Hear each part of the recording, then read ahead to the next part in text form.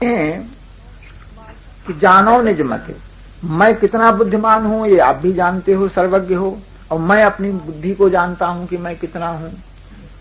और भक्त चरित्र का वर्णन करने में, टीका करने में, टीका करने वाला मूल रचयिता के भाव से संबद्ध होगा तभी वह वास्तविक टीका को लिख सकेगा।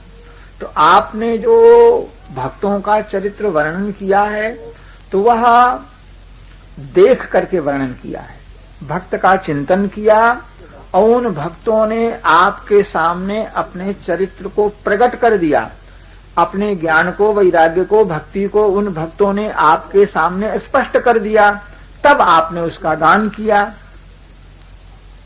इतनी क्षमता मुझ में तो नहीं है कि मैं टीका लिखने में उनके चरित्रों को, मेरे सामने वो चरित्र कैसे आवेंगे, इसलिए मैं वर्णन करने में असमर्थ हूं।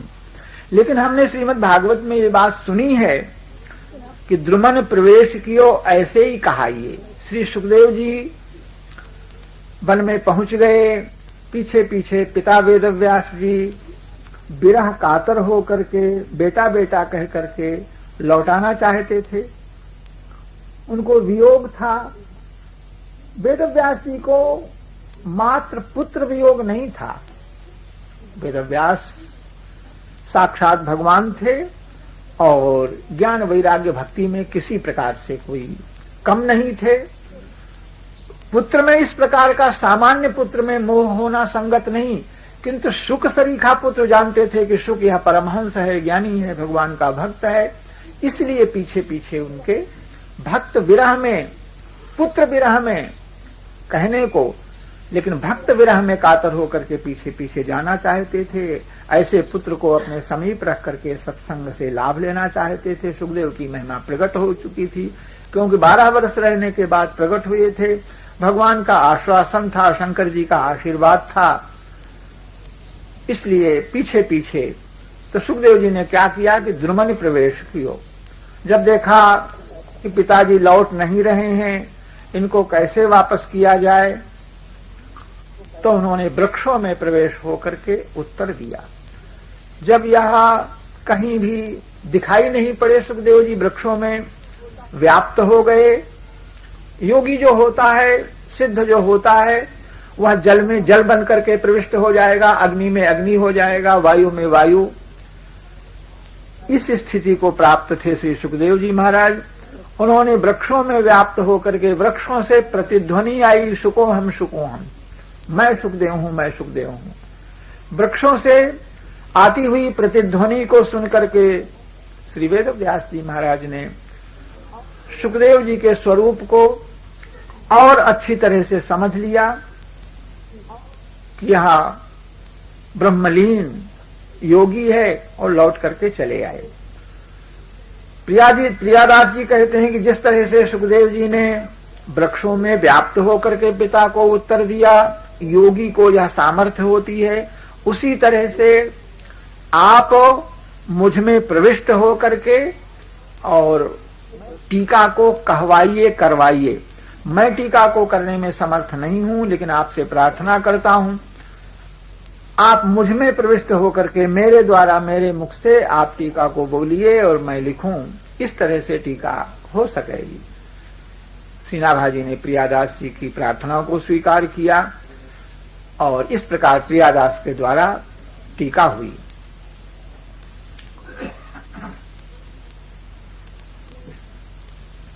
आगे एक कवित्त में इसकी टीका का नाम भक्ति रस बोधिनी रखा गया। भक्ति के जो 5 रस हैं, शांत, दास्य, सख्य, वात्सल्य और श्रृंगार, इन 5 रसों का यथास्थान भक्तमाल में और प्रियादास की टीका में इनका पोषण हुआ है, इनका वर्णन हुआ है। इनके रहस्यों का, भक्ति का वर्णन और रस का वर्णन संभव नहीं है, क्योंकि वह एक सूक्ष्म वस्तु है। भक्ति का वर्णन नहीं हो सकता और माया का भी वर्णन नहीं हो सकता। लेकिन माया से मोहित किसी मनुष्य का चरित्र कहने लग जाओ तो माया का चरित्र वर्णन हो जाएगा। इसी तरह से किसी प्रेमी अनुरागी भगवान के भक्त की कथा कहने लग जाओ, भक्त कैसे कह रहा है, कैसे बोल रहा है, क्या कर रहा है, इसको कहने लग जाओ तो भक्ति का वर्णन हो जाएगा। अलग भक्ति का वर्णन नहीं हो सकता है। तो इन 5 रसों का वर्णन, 5 रसों के भक्तों का वर्णन करके श्री प्रियादास जी ने इस टीका का नाम भक्ति रस बोधिनी रखा। 5 प्रकार की जो भगवान की प्रेमा परा भक्ति जो है वह उसके रस का बोध कराने वाली है, ज्ञान कराने वाली है। और इसके बाद टीका की आप बड़ाई करने लगे। नाभाजी के उपक्रम में ही, भूमिका में ही प्रियादास जी ने रची कविताई सुखदाई लागे निपट। वाह, क्या कहना, कैसी बढ़िया टीका, सुख देने वाली टीका रची गई। जो सुभाई और सच्चाई, एक वस्तु अच्छी लग रही है लेकिन वह मिथ्या है तो उसका कोई महत्व नहीं। अच्छी भी लग रही हो और सच्ची भी हो उसका महत्व है। तो यह हमारी टीका सुंदर भी है, काव्य के गुणों से युक्त है और सच्ची है। इसलिए सुभाई और सच्चाई है। और प्रायः काव्यों में दोष हुआ करते हैं, काव्यों के गुण होते हैं, काव्यों के दोष होते हैं। ओज प्रसाद माधुर्य ये काव्यों के गुण हैं, और पद दोष और वाक्य दोष और वाक्यार्थ दोष, ये 3 प्रकार के दोष होते हैं। पद का दोष होता है,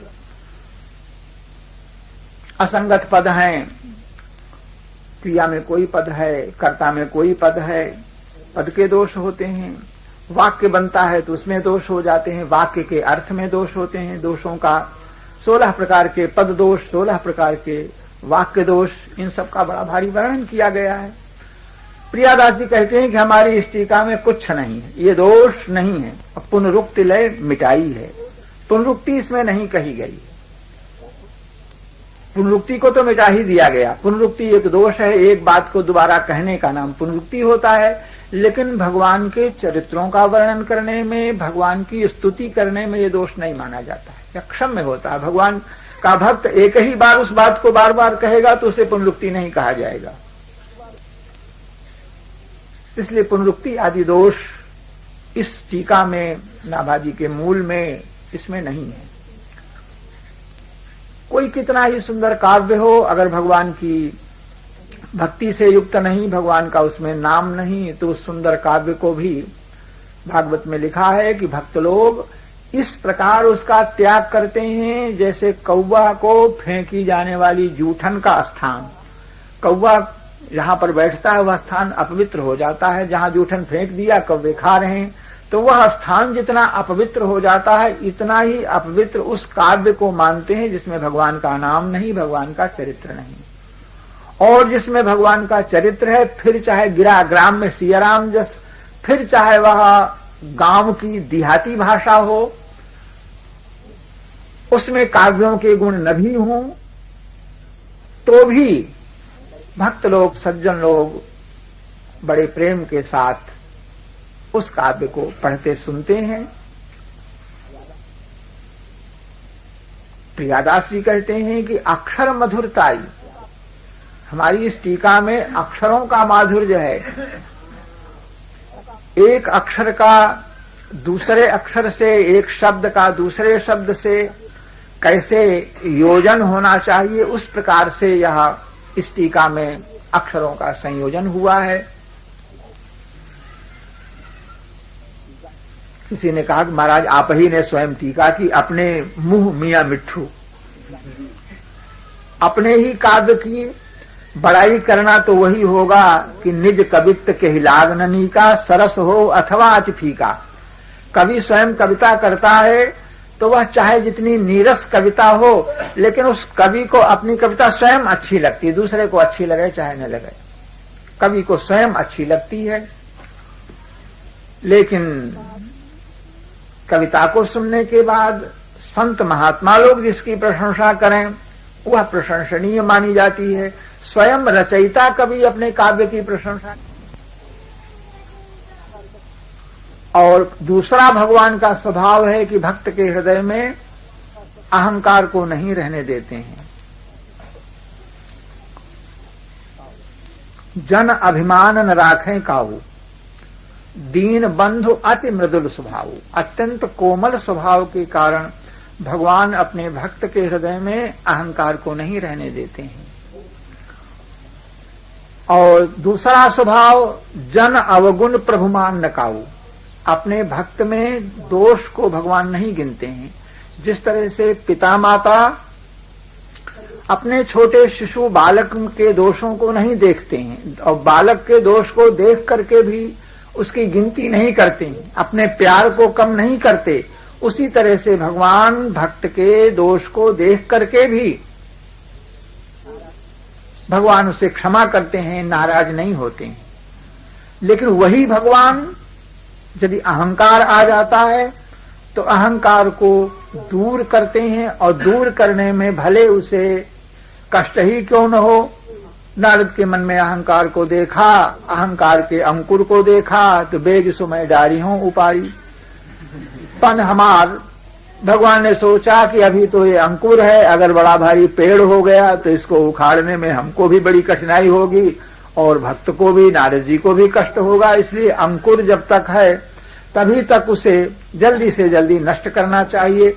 उस अंकुर को नष्ट करने में स्वयं भगवान को शाप सहना पड़ा। भगवान ने शाप को स्वीकार कर लिया, लेकिन भक्त के हृदय में अहंकार को नहीं रहने दिया। अहंकार को सर्वथा निर्मूल करने के लिए सबसे बड़ा उपाय यही है कि भगवान की नित्य कथा सुनना। कथा सुनते सुनते, कथा सुनते सुनते, लगातार कथा सुनते रहेंगे तो अहंकार दूर हो जाएगा, और कथा सुनते रहेंगे तो अहंकार होगा नहीं। उसके पश्चात कथा श्रवण, तात्पर्य कि भगवान की भक्ति को प्राप्त करने के लिए श्रृंगारिता भक्ति में सबसे पहला कार्य है कथा सुनना। रामचरितमानस में प्रथम भगत संतन कर संगा, साधु पुरुषों का संग जो कहा गया, तो उस संग से प्रयोजन भी कथा से ही है। भगवान के चरित्रों के श्रवण से ही प्रयोजन। संतों के समीप जाकर के बैठेंगे तो भगवान के चरित्र, भगवान के गुण सुनने को मिलेंगे। पहली भक्ति है भगवान के। और नवधा भक्ति में श्रवणम कीर्तनम, सबसे पहले श्रवण को कहा गया। प्रियादास के इस उपक्रम में भी सबसे पहले भगवान की कथा सुनने का आदेश दिया गया। कथा के पश्चात उबटन लगाने के पश्चात, उबटन यह कथा है, मैल को दूर कीजिए, उसके बाद स्नान। प्रियादास जी कहते हैं कि मनन सुनीर। मनन क्या है भक्ति महारानी के शरीर में? स्नान क्या है? तो मनन ही स्नान है।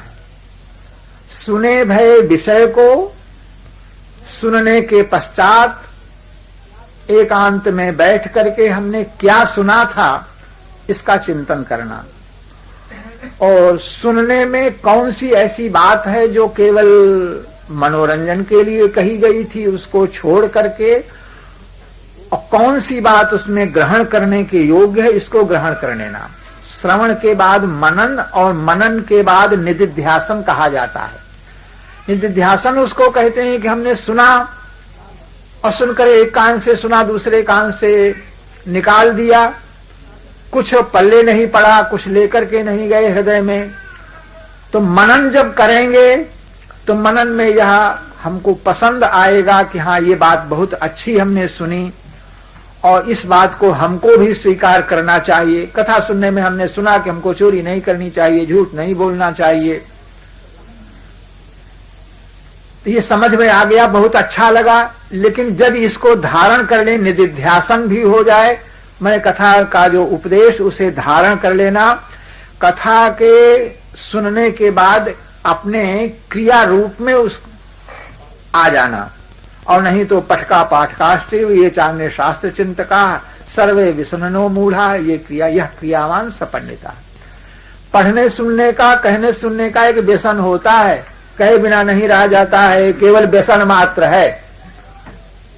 जो लोग केवल कहते सुनते हैं और पढ़ते पढ़ाते हैं, लेकिन स्वयं क्रिया में नहीं लाते हैं। नाम की महिमा का गान करेंगे लेकिन नाम का जप नहीं करेंगे, नाम का कीर्तन नहीं करेंगे, नाम का स्मरण नहीं करेंगे, पूजा की महिमा का वर्णन करेंगे लेकिन भगवान की पूजा नहीं करेंगे, नमस्कार की महिमा कहेंगे लेकिन भगवान के सामने नमस्कार, केवल सभा के ही वे पंडित हैं, क्रियावान नहीं है तो क्रियावान को पंडित कहा जाता है, और नहीं तो फिर उनका वह व्यसन है, उससे भी लाभ है लेकिन पूर्ण लाभ नहीं, यह क्रियावान सपंडिता है। तो मनन करने में क्रियाशीलता आती है। मनन करने के बाद निधिध्यासन किया, धारण कर लिया,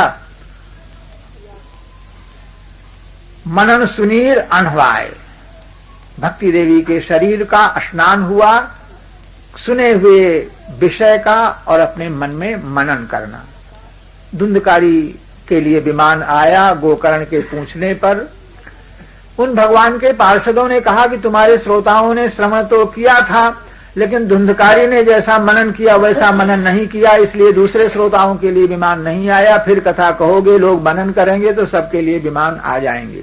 तो बिना मनन के और श्रवण जो है वह विशेष फलदायी नहीं हुआ। श्रवण फलदायी तब होता है जब उसका मनन किया जाए और निधिध्यासन हो। इसके बाद स्नान के पश्चात शरीर को वस्त्र से पोंछना, मोटे वस्त्र से पोंछना। स्नान के बाद भी और रोम के छिद्रों में, कूपों में मल के कणों की संभावना रह जाती है। तौलिया से रगड़ रगड़ करके पोंछने में अगर उबटन में और स्नान में कोई कण रह गया है मैल का, तो वह अंगोछने में, पोंछने में दूर हो जाता है। प्रियादास के कहने का तात्पर्य कि विशुद्ध पूर्ण निर्मलता होनी चाहिए, कहीं थोड़ा सा दोष न रह जाए, कहीं निर्मलता, इतनी निर्मलता होनी चाहिए। रगड़ रगड़ करके पोंछ करके रोम कूपों में भी मैल का कण जो है वह न रह जाए शरीर में। मनन सुनीर, तो यह वस्त्र से शरीर को पोंछना भक्ति की देवी के श्रृंगार में क्या है? दया। श्रवण मनन के पश्चात भक्त के हृदय में दया का आविर्भाव होना चाहिए। सब प्राणियों में भगवान समान रूप से व्याप्त हैं, यह भाव आने पर हृदय में दया संभव हो जाती है। और भक्त हृदय जो होता है वह लंगड़े लूले अपंग, दया उसे कहेंगे जो किसी प्राणी के दुख को देख करके सहन न कर पाना और दुख को दूर करने का उपाय करना। कुछ उपाय नहीं बनता है तो दुखी को देख करके भगवान के नाम को लेना, भगवान नाम उच्चारण करना, अंतिम यह उपाय है, दूसरा कुछ संभव नहीं। बहुत से दुखी लोग सामने आते हैं, किसके किसके दुख को हम दूर कर पाएं, लेकिन दुखी को देख करके हृदय द्रवीभूत हो जाना और उसके आत्म कल्याण के लिए भगवान का नाम लेना और यथाशक्य यथासंभव शरीर से वाणी से भी प्रयत्न करना। दया, जिसके हृदय में दया नहीं है उसका नाम भक्त तो नहीं होता है, मनुष्य भी नहीं होता है। हृदय में अगर दया नहीं है तो उस मनुष्य को मनुष्य नहीं कहा जाएगा। दया जिसके हृदय में नहीं है उसकी राक्षस संज्ञा होती है, कठोर हुआ रहता है। भगवान के भक्त न कामहे हम गतिमीश्वरात् पराम, भगवान के भक्तों से अपने भाव प्रकट किया कि हम श्रेष्ठ गति को नहीं चाहते, ऐश्वर्य को नहीं चाहते। रंतिदेव ने कहा कि जितने लोग दुखी हो रहे हैं, मान लिया अपने पापों से दुखी हो रहे हैं, तो वरदान यही मांगा कि इनके पापों का फल मैं भोगूं और मेरा अगर कोई पुण्य हो तो ये लोग सुखी हो जाएं। इतनी बड़ी दया रंतदेव जी के हृदय में थी। 48 दिन के बाद आए हुए अन्न जल को दुखी गरीब भूखों को आपने दिया, भगवान का दर्शन किया। तो दया होना यह शरीर को पोंछने के समान है।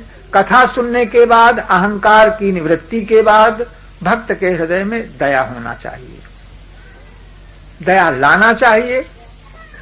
देखो, कहो कि दया कैसे लाएं, तो ये मौखिक जो ज्ञान है, मुंह के द्वारा जो ज्ञान कहा जाता है उसका लाभ कम होता है। कमरे में बैठ करके दीपक की चर्चा करें तो कमरे का अंधकार दूर नहीं होगा, केवल लड्डू की कथा कहने से भूख नहीं भागेगी, ये बात तो है। लेकिन इतने पर भी एक भूखा पड़ा हुआ था, एक आदमी भोजन करके आया, तो क्या भोजन किया तो बताया उसने कि भाई वहां पर लड्डू खाया, पूड़ी खाया, ये सब। बता चुका तो क्या खाया, फिर बताओ, तो फिर बताओ। बार बार उससे पूछ करके उस भोजन की और लड्डू पेड़ा की चर्चा सुन करके संतुष्ट होना चाहता था। कहता था हम भूखे हैं। तो चर्चा से भी हमको जो है वह संतोष आता है। चर्चा में हमने सुन लिया कि सर्वम खलु इदं ब्रह्म, भगवान सभी प्राणियों में व्याप्त हैं, ये बात हमारे कान में आई और कान में सुनकर के हमने मुख से भी कहना आरंभ कर दिया। तो यद्यपि मुख से कहने से अभी पूरा लाभ नहीं है, लेकिन बार बार जो बात मुख में कही जाएगी वो बात मुख जो है वह देहली दीपक न्याय से और भीतर वह बात प्रविष्ट होगी। इसलिए उस मौखिक ज्ञान को भी बारंबार उसकी आवृत्ति करना, यही विशुद्ध ज्ञान को प्राप्त करने का साधन है। किसी भी दुखी देखकर को, अभी हमको विश्वास नहीं है कि सर्वम खलु इदं ब्रह्म, लेकिन सामने कहीं कोई हुआ, अरे भाई भगवान सब जगह व्याप्त है, इस बात को अगर बार बार कहेंगे, बार बार अभ्यास करेंगे तो धीरे धीरे वह ज्ञान जो है वह दृढ़ हो जाएगा। तो इसीलिए दया मन में नहीं है, लेकिन भगवान सर्वव्याप्त है, प्राणी पर दया करनी चाहिए, हृदय में नहीं भी है और करनी चाहिए, इतना मान करके अगर वह दया करता है, दुखी के दुख को दूर करता है, तो वह दयालु बन जाएगा, दया गुण का उसमें आविर्भाव हो जाएगा। शरीर को स्नान के बाद, शरीर को पोंछने के बाद अब वस्त्र धारण किए जाते हैं, क्योंकि नग्न शरीर देखने के योग्य नहीं होता है। नग्न जो है वह नंगा, नंगा माने गंवार होता है। जो वेद शास्त्र की मर्यादा को नहीं मानते हैं, पिता माता की आज्ञा को नहीं मानते हैं, उनको नग्न कहा जाता है। नग्नजित राजा थे, ऐसे दुष्टों को उन्होंने विजय किया, तो इसलिए नग्नजित उनको कहा गया, उनकी कन्या नाग्नजिती हुई। तो नग्न शरीर जो है वह दर्शन के योग्य, देखने के योग्य नहीं होता है। इसलिए श्रृंगार में वस्त्र जो है सबसे पहले चाहिए, वस्त्र की सबसे अधिक आवश्यकता है, दूसरी वस्तु तो बाद में चाहिए, लेकिन वस्त्र चाहिए। भक्ति देवी के शरीर में वस्त्र क्या है, तो प्रियादास जी कहते हैं कि नमन बसन, नम्रता जो है यह वस्त्र है। अगर किसी में नम्रता नहीं है तो समझो कि वह नंगा है। स्वार्थवश धनी मानियों की चापलूसी करना, नम्रता करना, वो नम्रता से प्रयोजन नहीं है। भक्त के सामने, भगवान के सामने दैन्य का कथन करना, इसको आत्मविज्ञप्ति कहा गया है। अपनी विज्ञप्ति, मैं कैसा हूं, आप कैसे हैं, इसमें अपनी दीनता। और इस दीनता का वर्णन ऋषियों ने बड़े बड़े भारी शब्दों में किया। चाहे तुलसी की दीनता देखो, नाभाजी की देखो, सूरदास की दीनता देखो, तो दीनता कहने में अपने को सबसे बड़ा पापी, सबसे बड़ा नीच उन लोगों ने कहा। यामुनाचार्य, भगवान शंकराचार्य, इन लोगों ने अपनी दीनता, तो अपनी दीनता क्या, वो दयनीय दैन्यता के वाक्यों को कहकर के उन लोगों ने साधकों को उपदेश दिया कि इन वाक्यों का आश्रय लेकर के अपनी दीनता भगवान को अर्पण करो, निवेदित करो इन वाक्यों को। न निंदितम कर्म तदस्य लोके, ऐसा कोई निंदित काम ही नहीं जिसको हजारों बार हमने न किया हो। भगवान शंकराचार्य कहते हैं संसार के जितने निंदित कर्म हैं, कोई ऐसा निंदित कर्म नहीं है जिसको हजारों बार, लाखों बार मैंने न किया हो।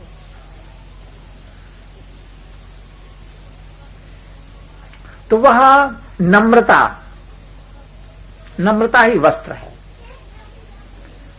नम्रता की उपमा दी गई वस्त्र से, तो वस्त्र जो होता है वह स्वयं में नम्र होता है, वस्त्र में कठोरता नहीं होती है, और पहनने वाला उसको चाहे जैसे तोड़ मरोड़ करके चाहे जैसे पहने, इसलिए वस्त्र की उपमा दी। वस्त्र जो है वह छिद्र को, दोष को ढकने वाला होता है। नम्रता से जीव के दोष जो है वह ढक जाते हैं। जिसमें नम्रता है, दोष होना स्वाभाविक है, कोई दोष होता भी है तो वह नम्रता से ढक जाता है, वस्त्र से छिद्र ढक जाते हैं। दूसरी बात, वस्त्र से और जाड़ा गर्मी से बचत हो जाती। इसी तरह से नम्रता से और संसार के जो क्लेश हैं, संसार के दैहिक दैविक जो ताप हैं, वह ताप सब कुछ नम्रता से सबसे बचत हो जाती है।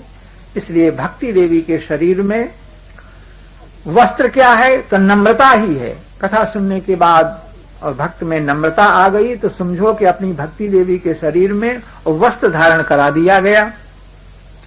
वस्त्र के बाद पन सौंधोदय लगाइए। शरीर में वस्त्रों में इतर फूले, इतर लगाया जाता है। इतर लगाने का लाभ, जिसके शरीर में, जिसके वस्त्र में इतर लगा है उसे सुगंधी आएगी, उसे लाभ होगा। और समीप होकर के जो कोई निकल जाएगा तो उसको भी सुगंधी आएगी, उसको भी लाभ होगा। यह भक्ति देवी के शरीर में वस्त्रों में इतर लगाना क्या है तो प्रतिज्ञा पूर्वक और भजन करना। पन, प्रतिज्ञा, और भक्त का लक्षण ही यही है कि संकट आने पर भी अपने नित्य नियम को, अपनी प्रतिज्ञा का परित्याग न करे। थोड़ा भी भजन, मान लिया किसी का केवल चरणामृत लेने का नियम है, ज्यादा कुछ भजन नहीं बनता, मंदिर में जाके चरणामृत लेता है, तो अगर इसको प्रतिज्ञा पूर्वक संकट काल में भी अगर इसका परित्याग न करे तो उसी में सिद्धि हो जाती है। वह थोड़ा भी नियम संकट आने पर भी जब भक्त त्याग नहीं करता है तब झट उसको सिद्धि मिल जाती है। तो प्रतिज्ञा पूर्वक भगवान का भजन करना, इतना मंत्र जपेंगे, ऐसे कीर्तन करेंगे, नित्य कथा सुनेंगे, प्रतिज्ञा पूर्वक। बहुत बड़ा अध्याय प्रतिज्ञा का है। प्रतिज्ञा जो है यह वस्त्र में सुगंध के समान है। श्रवण ने और कथा नहीं सुनी हो, रसना और न गई हो, ये प्रतिज्ञाएं हैं। रोकी हो नैन बिलोकत और शीश सही नहीं हो आदि। प्रतिज्ञा है कि हम केवल भगवत जश का वर्णन करेंगे, संसारी जश का नहीं वर्णन करेंगे। श्रीपति नाम करके एक कवि का दृष्टांत भक्तमाल में पंडित जी का बताया लिखा हुआ है। अकबर बादशाह के दरबार में श्रीपति नाम करके एक विद्वान दरबारी कवि थे और बहुत से दरबारी लोग थे। अपनी अपनी कविताएं समय से बादशाह को सुनाया करते थे, बादशाह की बड़ाई करते थे। बादशाह को ही कहते कि महाराज तुम इंद्र के समान हो, सूर्य तुम ही हो, इंद्र महेंद्र तुम ही हो। बादशाह की बड़ाई करते थे, उनको जीविका मिलती थी, खाते पीते मौज करते थे। लेकिन उनके दरबार में रहने वाले श्रीपति नाम के जो कवि, वो भगवान के भक्त थे, बादशाह की बड़ाई कभी नहीं करते थे।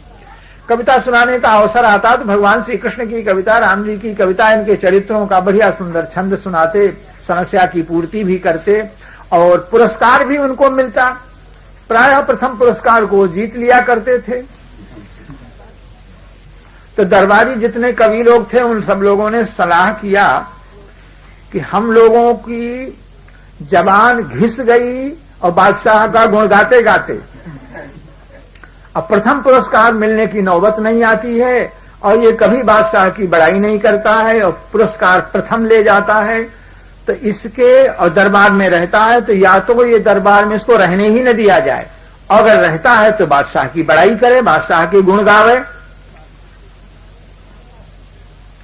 ऐसा षड्यंत्र रचा और एक समस्या रखी, इतनी जटिल समस्या रखी कि बादशाह की बड़ाई करना पड़े। समस्या रखी कि करो मिले आस अकबर की, हम सब लोगों को अकबर की आशा करनी चाहिए। अकबर ही हमारा जीवन दाता है, अकबर ही हमारा रक्षक है। हम सबको मिलकर के एक साथ अकबर की आशा करनी चाहिए। इस समस्या की पूर्ति करो।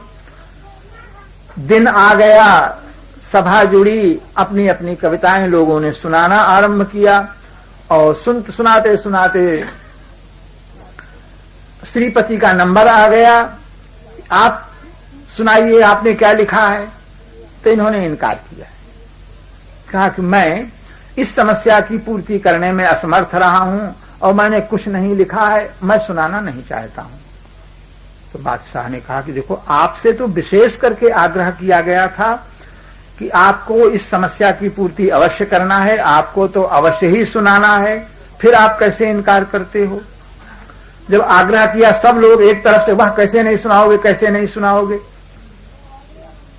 और बादशाह की आज्ञा का उल्लंघन करना, बादशाह का कोप भाजन बनना है। और वहां जो कोई बादशाह कुपित हो जाता है तो वहां कोई अपील थोड़ो होती है। जो भी दंड मुख से निकल गया वह दंड तुरंत मिलता है। चारों लोग तरफ से जब लोग आवाजें कसने लग गए तो आपने स्वीकार किया, सुनाना आरंभ कर दिया। अच्छा सुनाते हैं सुनाते हैं। सुनाया उन्होंने, प्रसिद्ध पद है।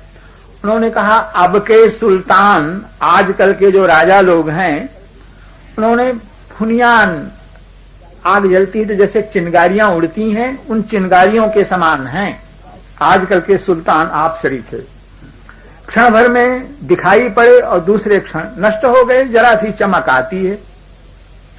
और लेकिन ऐसे होने पर भी बांधत पाग आडंबर की पाग बांधते हैं कि मैं बहुत बड़ा हूं। आडंबर उनके मन में, अहंकार उनके मन में बहुत बड़ा होता है।